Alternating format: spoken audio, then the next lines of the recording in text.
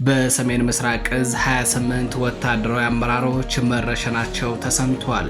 ሰሞኑን ወልዲያን ጨምሮ በሰሜን ወሎ ዞን በተደረገው ውጊያ ለደረሰው ሽንፈትና ኪሳራም ተጠያቂ ናቸው የተባሉ በሰሜን ምስራቅ እዝ ከከፍተኛ እስከ መካከለኛና ዝቅተኛ ድረስ ያሉ 28 ወታደራዊ አመራሮች መረሸናቸው ተሰምቷል። ደረቅ እርምጃው ከተወሰደባቸው መካከል አብዛኞቹ የአማራ ተወላጆች ናቸው የተባለ ሲሆን ከአመራሮቹ በተጨማሪ የፋኖን ጥቃት መመከት የሚችል የውጊያ ንድፍ አውጥታችሁ አላዋጋችሁም የተባሉ መስመራዊ አዋጊዎችም ይገኙበታል ተብሏል። በተያያዘ ዜና ሰሜን ምስራቅ እዝ በሰሞኑ ውጊያ ሙትና ምርኮኛ ከመሆን የተረፉ ወታደሮቹን ሰብስቦ የስነ ልቦናና የአቅም ግንባታ ስልጠና እየሰጠ መሆኑ ታውቋል።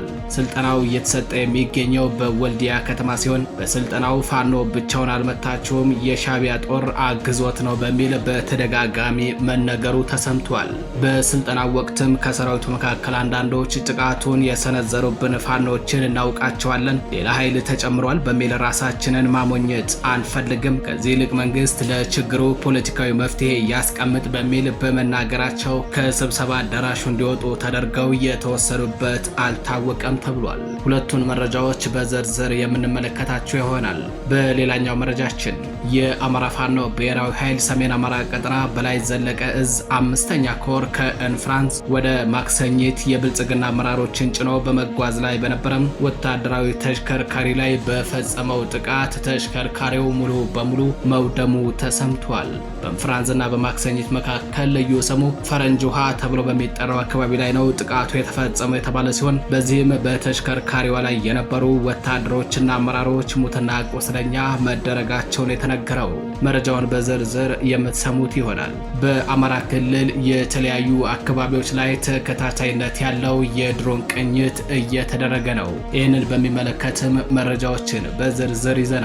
ሰላም ጤና ይስጥልኝ የተከበራችሁ አድማጭ ተመልካቾቻችን እንደምናረፈዳችሁ እንደምንዋላችሁ ከጣቢያችን የዛሬ መስከረም 23 2018 ዓ.ም ዕለታዊ መረጃዎችን አካተን ይዘን ቀርበናል። መረጃዎቻችን ለብዙዎች ተደራሽ እንዲሆኑ ቻናሉን ላይክ፣ ሰብስክራይብ እንዲሁም ሼር ማድረጋችሁን እንዳዘነጉ አብራችሁን ቆዩ።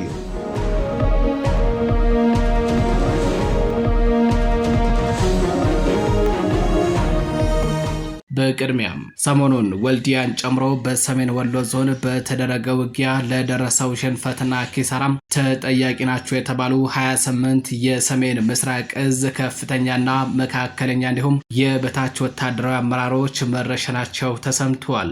ደረቅ እርምጃው ከተወሰደባቸው መካከል አብዛኞቹ የአማራ ተወላጆች ናቸው የተባለ ሲሆን ከአመራሮቹ በተጨማሪ የፋኖን ጥቃት መመከት የሚችል የውጊያ ንድፍ አውጥታችሁ አላዋጋችሁም የተባሉ አዋጊዎችም ይገኙበታል ተብሏል።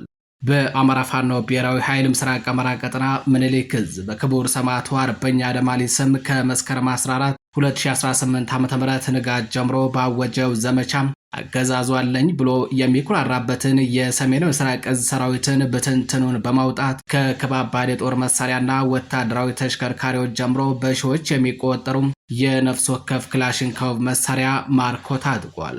በዚህ ውጊያ በሰሜን ምስራቅ እዝ ስር የሚገኙት 12ኛና 61ኛ ክፍለ ጦሮች ከነ ክፍለ ጦር አዛዦቻቸው ሙሉ በሙሉ የተደመሰሱ ሲሆን ቀሪዎቹ የእዙ ክፍለ ጦሮችም ከ75% በላይ ሰራዊታቸው ሙትና ቁስለኛ ተደርጓል። በዚህ ውጊያ ከ1500 በላይ ወታደሮች ሲገደሉ ከ500 በላይ የሚሆኑት ደግሞ ተማርከው በፋኖ እጅ እንደሚገኙ ታውቋል። 100,000 የሚደርስ ተተኳሽን ጨምሮ ከ10 በላይ ዲሽቃ፣ 9 ሞርተር፣ ከ30 በላይ ወታደራዊ ተሽከርካሪዎች እንዲሁም ከ1000 በላይ ክላሽንኮቭ መሳሪያ ፋኖ ማርኮ ታጥቆበታል በተባለው በዚህ ውጊያ አገዛዙ የሚተማመንበት የሰሜን ምስራቅ እዝ አከርካሪው ተሰብሮ በትንትኑ መውጣቱን የተረጋገጠው ይህ ውጊያ በአብይ አህመድ መንግስት ላይ ካደረሰው ወታደራዊ ኪሳራ በተጨማሪ ከባድ የሆነ ፖለቲካዊና ዲፕሎማሲያዊ ኪሳራ አደርሶበታል ተብሏል።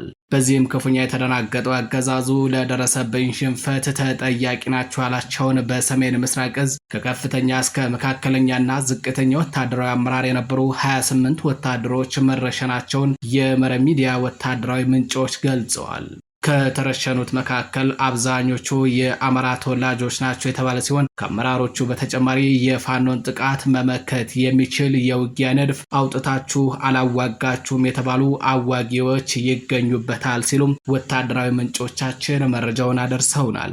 በተያያዘ ዜናም ሰሜን ምስራቅ እዝ በሰሞኑ ውጊያ ሙትና ምርኮኛ ከመሆን የተረፉ ወታደሮቹን ሰብስበው የስነ ልቦናና የአቅም ግንባታ ስልጠና እየሰጠ መሆኑ ታውቋል። ስልጠናው እየተሰጠ የሚገኘው በወልዲያ ከተማ ሲሆን ከመከላከያ ተቋም መምሪያ የመጡ የስነ ልቦና አማካሪዎችና ሌሎች ወታደራዊ አመራሮች ናቸው ስልጠናውን እየሰጡ የሚገኙት። በስልጠናው ፋኖ ብቻውን አልመታቸውም፣ የሻቢያ ጦር አግዞት እንጂ ብቻውን ቢሆን ኑሮ በዚህ ልክ አያጠቃችሁም ነበር። የእናንተን ጀግንነት እናውቀዋለን።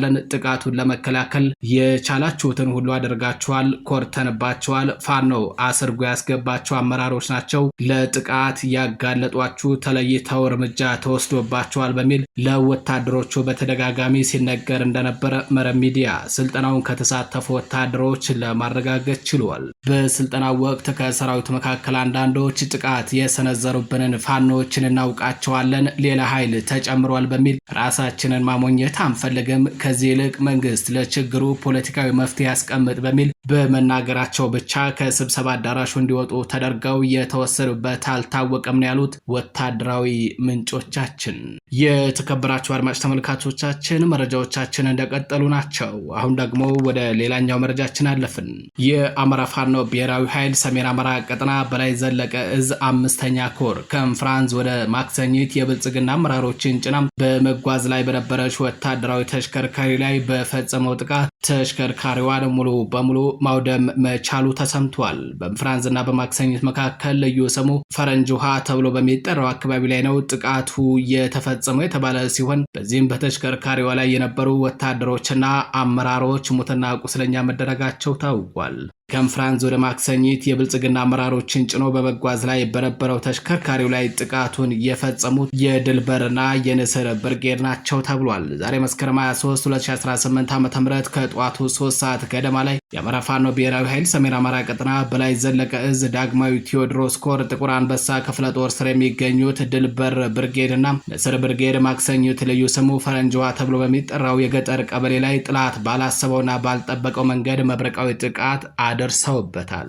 በጥቃቱ ተሽከርካሪውና በተሽከርካሪው ላይ የነበሩ የብልጽግና አመራሮችና አመራሮቹን አጅበው የነበሩ የአድማ ብተና አባላት ሙሉ በሙሉ ሙትና ቆስለኛ ተደርገዋል ነው የተባለው። በነበልባሎቹ ፋኖች ድንገተኛ ምት የተነሳ ተሽከርካሪው የመገልበጥ አደጋ የደረሰበት ሲሆን ጥቃቱ የተፈጸመው ከማክሰኝትና ከእንፍራንዝ በቅርብ ርቀት ላይ በመሆን ጥላት መረጃ ስለደረሰው በፍጥነት ውጊያው ቀጠና ላይ በመድረሱ በጥቃቱ ሰለባ የሆኑና ክፉኛ የተጎዱትን የጥላት ኃይሎች ለጊዜው ማወቅ እንዳልተቻለ ተጠቁሟል። የተከበራችሁ አድማጭ ተመልካቾቻችን ወደ ሌላኛው መረጃችን አለፍን።